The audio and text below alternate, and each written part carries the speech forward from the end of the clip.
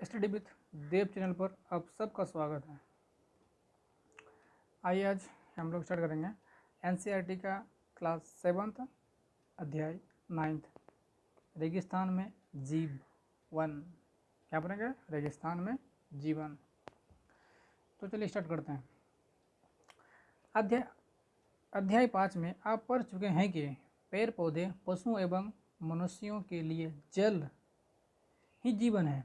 जहाँ पानी के लिए जल ना हो, मवेशियों के चरने के लिए घास ना हो एवं फलों को उगाने के लिए जल ना हो, ऐसा स्थान पर किसी भी जीव के लिए जीवन कठिन ही होगा।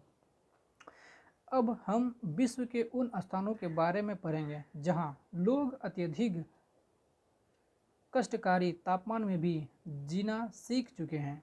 इसमें से कुछ स्थान आग की तरह गर्म है तो कुछ बर्फ की तरह ठंडे हैं। ये विश्व के रेगिस्तान क्षेत्र हैं। इन क्षेत्रों में कम वर्षा, विरल वनस्पति एवं चरम तापमान होते हैं। तापमान के आधार पर रेगिस्तान गर्म या ठंडा हो सकते हैं। इस स्थानों में जहाँ कहीं भी थोड़ा बहुत जल उपलब्ध होता है, लोग वहाँ कृषि करने के लिए बस जाते हैं। तो सबसे पहले इस बॉक्स को पढ़ते हैं। कहना क्या जाता है? रेगिस्तान यह एक शुष्क प्रदेश है जिसकी विशेषताएं अत्यधिक उच्च अथवा निम्न तापमान एवं विरल वनस्पति है।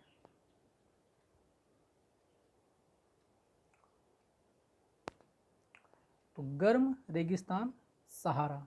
तो जो सहारा रेगिस्तान के बारे में पढ़ेंगे। जो गर्म रेगिस्तान है सहारा, जो अफ्रीका महाद्वीप में पाया जाता है। तो विश्व एवं अफ्रीका महाद्वीप के मानचित्र को देखिए। उत्तरी अफ्रीका के बड़े भूभाग पर फैले सहारा के रेगिस्तान का पता लगाएं। तो यह विश्व का सबसे बड़ा रेगिस्तान है। तो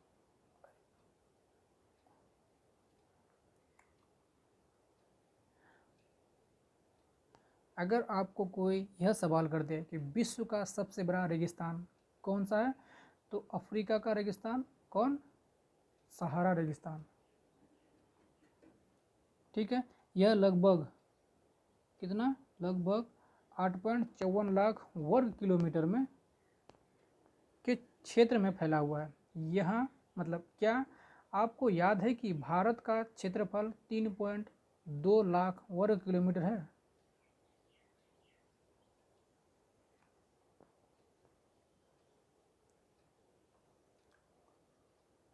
सहारा रेगिस्तान 11 देशों से घिरा हुआ है। समझना, सहारा रेगिस्तान 11 देशों से घिरा है। यह देश क्या है? अल्जीरिया, चाड, मिस्र, लीबिया, मिली और मेरितानिया और मोरक्को और नाइजर, उसके बाद सूडान, टूनेशिया एवं पश्चिमी सहारा। रेगिस्तान के बारे में सोचते समय आपके मस्तिष्क में तुरंत ही रेत का दृश्य उभरता है, परंतु सहारा मरुस्थल बालू की विशाल पत्तों से ढका हुआ ही नहीं। रेगिस्तान के बारे में सोचते समय आपके मस्तिष्क में तुरंत ही रेत का दृश्य उभरता है, परंतु सहारा मरुस्थल बालू की विशाल परतों से ढका ही नहीं, वरना वह बंजरी के मैदान और नग्न चट्टान सतह वाले उत्थित पठार भी पाए जाते हैं। ये चट्टानीय सते हुए स्थानों पर 2500 मीटर से भी अधिक ऊंची है। अगर यहाँ बोलने में कोई दिक्कत हो गया तो क्षमा चाहते हैं।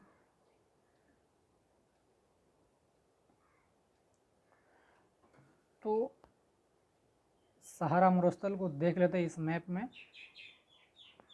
सहारा मरुस्थल कुछ देशों के नाम दिए गए हैं, नहीं नाम ही दे दिया पूरा। ये हो गया पश्चिमी सहारा, मोरक्को, ट्यूनीशिया, उसके बाद लीबिया, मिस्र, उसके बाद ये अल्जीरिया, उसके बाद मोरितानिया, मली, उसके बाद नाइजर, उसके बाद जार, उसके बाद सूडान, उसके बाद एगो है इरिट्रिया, और एगो सोमाली गणतंत्र लिखा हुआ है, गणराज्य, सोमाली गणराज्य यहाँ लिखा हुआ है। तो दोस्तों यह अफ्रीका महाद्वीप है। इस बॉक्स को भी पढ़ लेते हैं। आपको यह जानकर आश्चर्य होगा कि आज का सहारा रेगिस्तान एक समय में पूर्णतः हरा भरा मैदान था। सहारा की गुफाओं से प्राप्त चित्रों से ज्ञात होता है कि यहाँ नदियाँ तथा मगर पाए जाते थे। हाथी, शेर, जिराफ, शुतुरमुर्ग, भेड़, पशु तथा बकरियाँ सामान्य जानवर थे, परंतु यहाँ के जलवायु परिवर्तन ने इसे बहुत गर्म व शुष्क प्रदेश में बदल दिया है।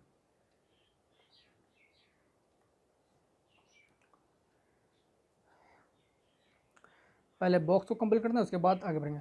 सहारा के अल जिजिया क्षेत्र में जो त्रिगोपली लीबिया के दक्षिण भाग में स्थित है, यहाँ का सबसे अधिक तापमान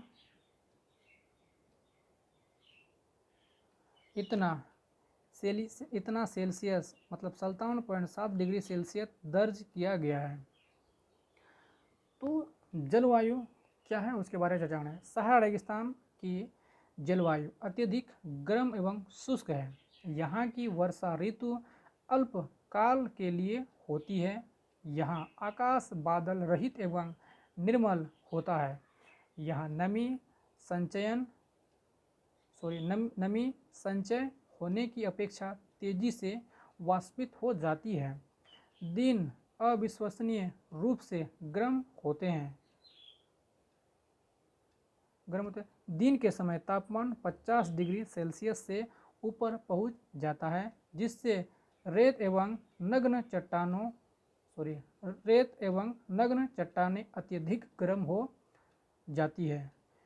इसके ताप का विकिरण होने के चारों तरफ सब कुछ गर्म हो जाता है। रातें अत्यधिक ठंडी होती है तथा तापमान गिरकर हिमंक बिंदु लगभग 0 डिग्री सेल्सियस तक पहुंच जाता है।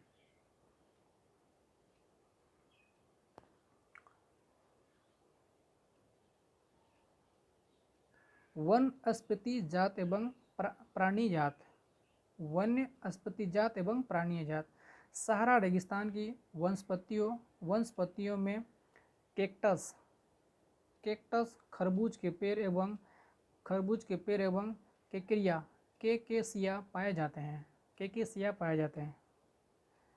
ये कैक्टस, खरबूज और केकेसिया पाए जाते हैं। यहाँ कुछ स्थानों पर मरुधान, खरबूज के पैरों से घिरे हुए द्वीप पाए जाते हैं।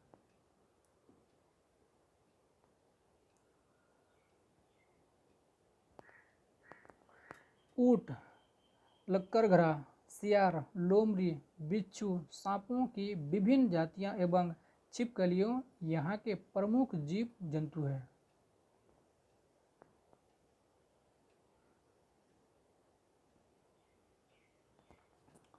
बॉक्स को रीड करते हैं। वैज्ञानिकों को तो यहाँ से मछलियाँ के कंकाल भी मिले हैं। आपके अनुसार यह क्या हो सकते हैं? सहारा रेगिस्तान में मरुधान। लोग तो देख लीजिए दोस्तों, सहारा का रेगिस्तान किस तरह का है।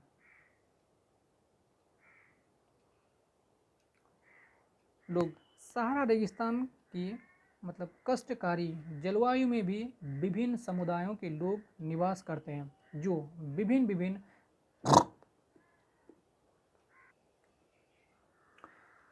लोग सहारा रेगिस्तान की सॉरी दोस्तों यहाँ से रहते हैं क्रियाकलापों में भाग लेते हैं। इसमें बेदुई और तुआरेग बेदुई एवं तुआरेग भी शामिल है। तो चलवासी जनजाति वाले लोग बकरी भेड़ चलवासी जनजातीय लोग बकरी भेड़ ऊँट घोड़े जैसे मतलब पशुधन को पालते हैं। इन पशुओं से इन लोगों को दूध मिलता है। इसकी खाल से यह पेटी जूते पानी का बोतल बनाने के लिए चमड़ा प्राप्त करते हैं तथा पशुओं के बालों का उपयोग चटाई कालीन कपड़े एवं कंबल बनाने के लिए होते हैं। धूल भरी आंधियों एवं गर्म वायु से बचने के लिए ये लोग भारी वस्त्र पहनते हैं।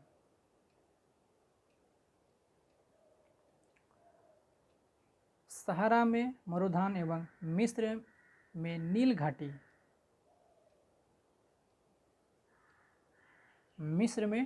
घाटी लोगों को निवास में मदद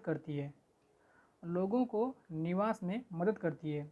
यहाँ जल की उपलब्धता होने से लोग खरबूज के पेड़ उगाते हैं। यहाँ चावल गेहूँ जौ एवं सेम जैसी फसलें भी उगाई जाती है। मिस्र में लगाए जाने वाले कपास पूरे विश्व में प्रसिद्ध है।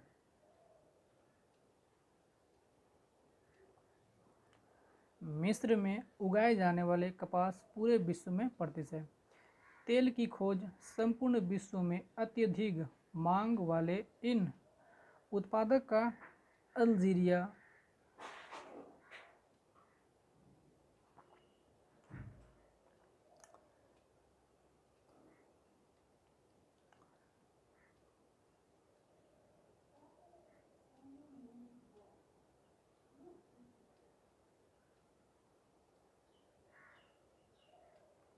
इत्यादि का मतलब इस उत्पादन का अल्जीरिया लीबिया मिस्र में होने के कारण सहारा रेगिस्तान में तेजी से परिवर्तन हो रहा है।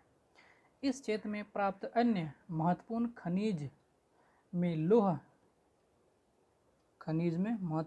लौह फास्फोरस मैग्नीज यूरेनियम शामिल है। सहारा की सांस्कृतिक जीवन शैली में भी परिवर्तन आ रहा है। आज यहाँ मस्जिदों से ऊंचे कांच की खिड़कियों वाली भवन तथा ऊँटों के प्राचीन मार्ग के स्थान पर सुपर महामार्ग बन गए हैं। नमक के व्यापार में ऊँटों का स्थान ट्रिग ले रहे हैं। तुआरेग लोग विदेशी पर्यटकों के लिए मार्गदर्शक का काम कर रहे हैं। यह आज अनेक चलवासी जनजातियों के लिए शहरी जीवन की ओर जा रही है। यहाँ वे तेल एवं गैसों के कार्य में नौकरी ढूंढते हैं।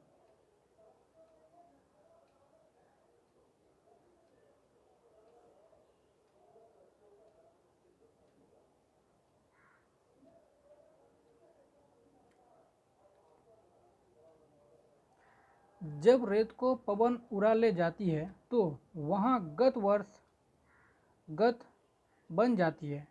यहाँ गत में भूमिगत जल सतह पर आ जाता है। यहाँ मरुधान बनाते हैं।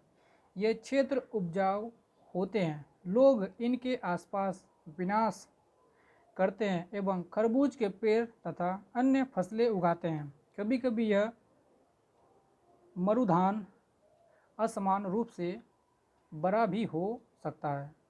मोरक्को में टेफिलालेट मरुधान ऐसी ही एक विशाल मरुधान है जो कि 13,000 वर्ग किलोमीटर के क्षेत्रों में फैला हुआ है।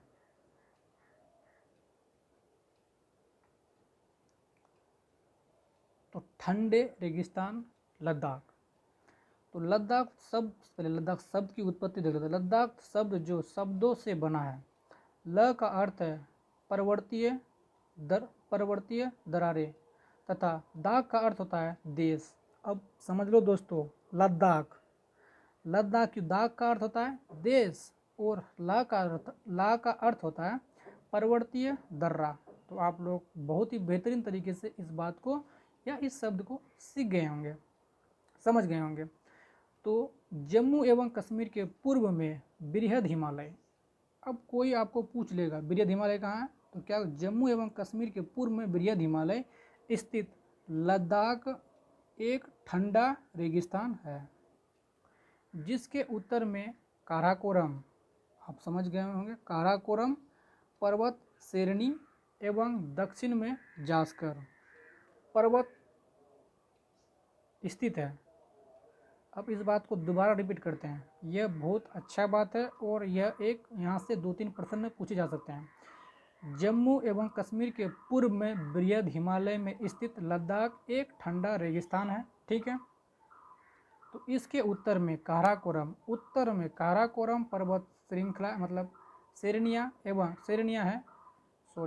एवं दक्षिण में जास्कर पर्वत स्थित है। लद्दाख से होकर अनेक नदियाँ बहती है, जिसे सिंधु नदी प्रमुख है। यह नदियाँ गहरी घाटियाँ एवं मतलब महाकुड़ या गॉर्ज का निर्माण करती है। लद्दाख में अनेक हिमानियाँ हैं, जैसे गेंगरी हिमानी। लद्दाख की ऊंचाई कारगिल में लगभग 3,000 मीटर से लेकर काराकोरम में 8,000 किलोमीटर से भी अधिक पाई जाती है। यहाँ भी एक सवाल हो सकता है। अधिक ऊंचाई के कारण यहाँ की जलवायु अत्यधिक शीतल एवं शुष्क होता है। इस ऊंचाई पर वायु परत पतली होती है, जिससे सूर्य की गर्म की अत्यधिकता तीव्रता महसूस होती है। जिससे सूर्य की गर्मी की अत्यधिक तीव्रता महसूस होती है। ग्रीष्म ऋतु में दिन का तापमान 0 डिग्री ग्रीष्म ऋतु में दिनों का तापमान 0 डिग्री सेल्सियस और कुछ ही अधिक होता है एवं रात में तापमान 30 डिग्री सेल्सियस से नीचे चला जाता है। आप सोच सकते हैं दोस्तों, शीत ऋतु में यह बर्फीला ठंडा हो जाता है। बर्फीला ठंडा मतलब ठंडा हो जाता है। तापमान लगभग हर समय 40 डिग्री से नीचे ही रहता है, क्योंकि यह हिमालय के पृष्ठ छाया क्षेत्र में स्थित है। अतः यहाँ वर्षा बहुत ही कम होती है। इस बॉक्स को पढ़ लेते हैं, जो यह बॉक्स दिया हुआ है। पृथ्वी के सबसे ठंडे स्थानों में से एक द्रास लद्दाख में स्थित है। आप समझिए होंगे, पृथ्वी के सबसे ठंडे स्थानों में से एक द्रास लद्दाख में स्थित है। सबसे ठंडे स्थानों में से, पृथ्वी के सबसे ठंडे स्थानों में एक द्रास लद्दाख में स्थित है। तो इस मतलब मैप को देखेंगे अभी तो यहाँ कुछ नदियों के नाम दिए गए हैं मैप। सबसे पहले तो यह देखेंगे, गिलगित को देख लिए, सियाचिन को देख लिए। उसके बाद यहाँ नदी एगो है जिसको बोलते हैं सयोक नदी, और एगो यहाँ सिंधु नदी। यह भी बहुत काम का चीज़ है, मतलब बहुत ही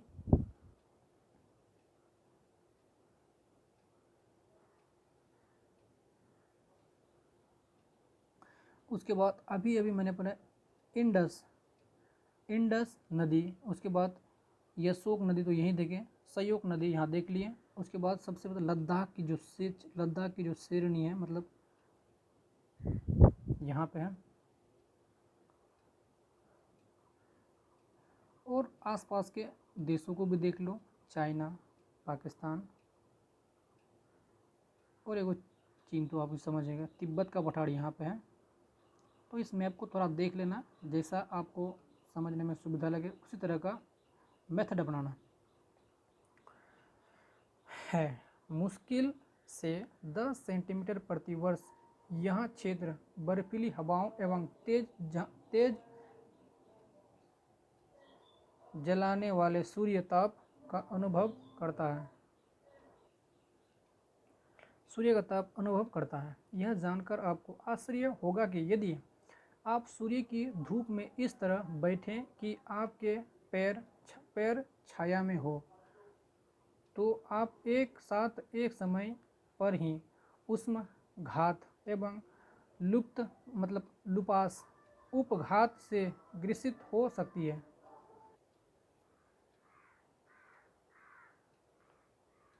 वाले सूर्य तप का अनुभव करता है। यह यहाँ तक पढ़ चुके थे। वनस्पतियाँ मतलब वनस्पति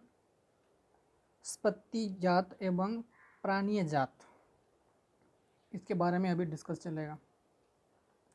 पहले इस बॉक्स को पढ़ लेते हैं। इस बॉक्स में कहना कहता है, लद्दाख को खा पा चान भी कहते हैं, जिसका अर्थ होता है हिम भूमि।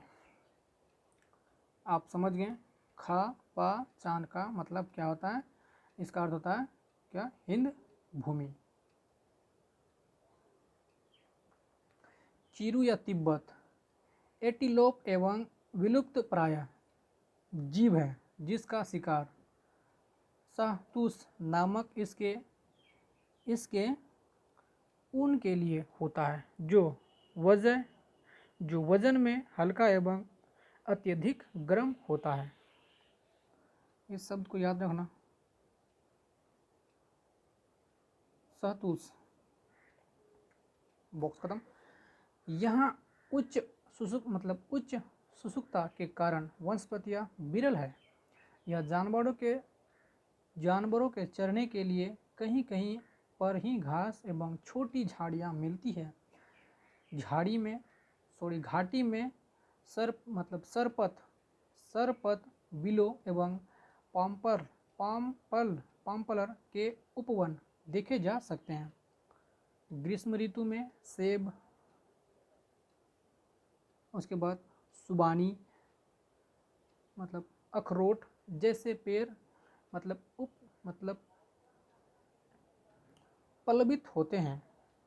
लद्दाख में पक्षियों की विभिन्न प्रजातियाँ नज़र आती है। इसमें रॉबिन,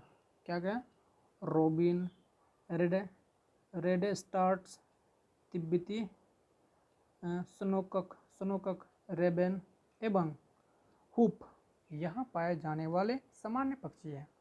इसमें कुछ प्रवासी पक्षी हैं। लद्दाख के पशुओं में जंगल बकरी, जंगली भेड़, याक एवं विशेष प्रकार के कुत्ते आदि पाए जाते हैं। इस पशुओं को दूध, मांस एवं खाल प्राप्त करने के लिए पाया जाता है। याक के दूध का उपयोग पनीर एवं मक्खन बनाने के लिए होता है। भेड़ एवं बकरी के बालों का उपयोग ऊनी वस्त्र बनाने के लिए किया जाता है। लोग, क्या आप लद्दाख एवं तिब्बत तथा मध्य एशिया के निवासियों के बीच कोई समानता पाते हैं? यहाँ के अधिकांश लोग या तो मुसलमान हैं या बौद्ध। वास्तव में लद्दाख क्षेत्र में अनेक बौद्ध मठ अपने परंपरागत गोपा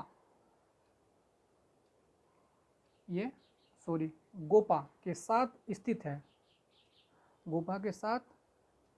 है। कुछ प्रसिद्ध मठ हैं जो हेमिस, थिक्से, सो हेमिस, थिक से, सो एवं लामा लामा यूरू। चित्र संख्या इतना। ग्रीष्म ऋतु में यहाँ के निवास जो आलू, मटर, सेम एवं शलजम की खेती करते हैं। शीत ऋतु में जलवायु इतनी कष्टकारी होती है कि लोग धार्मिक अनुष्ठानों एवं उत्सवों में अपने आप को व्यस्त रखते हैं। यहाँ की महिलाएं अत्यधिक परिश्रमी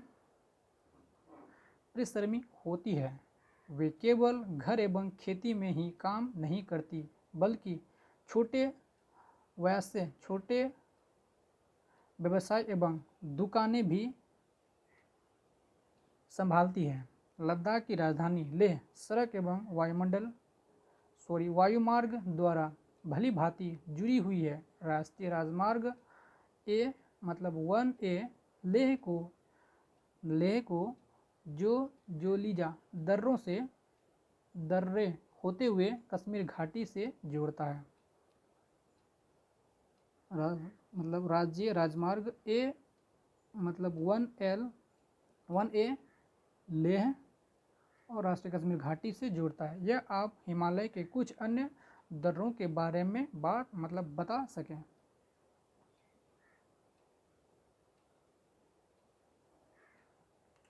यहाँ का मुख्य क्रियाकलाप पर्यटन है।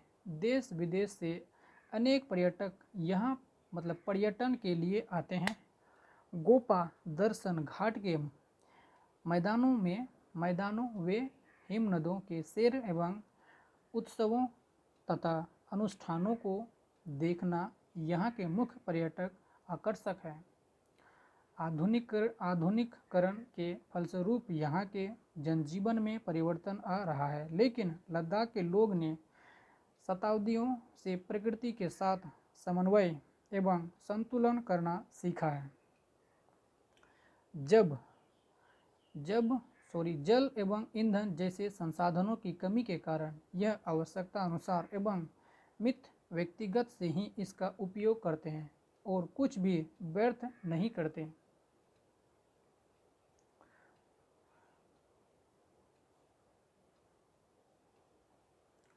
मनाली लेह राजमार्ग 4 दर्रों से गुजरता है।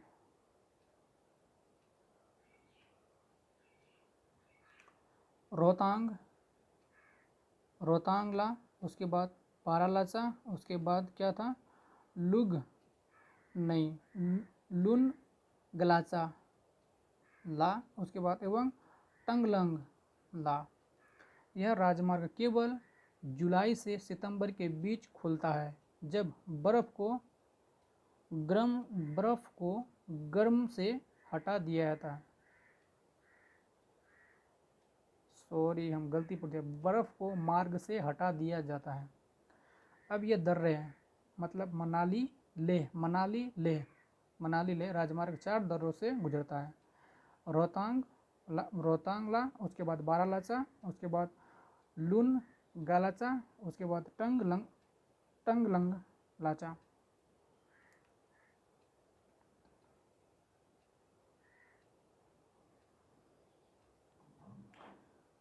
तो आज यहीं तक दोस्तों। तो इन प्रश्नों को करने की कोशिश करें ताकि बातें अच्छी तरह समझ में आए।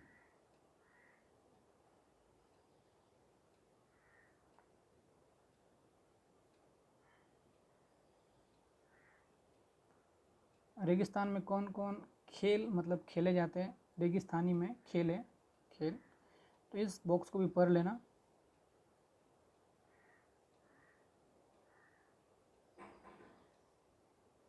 और यहाँ अधिक जानकारी लिए इंटरनेट के कुछ महत्वपूर्ण स्रोत हैं, आप यहाँ से कुछ जानकारी प्राप्त कर सकते हैं, हासिल कर सकते हैं।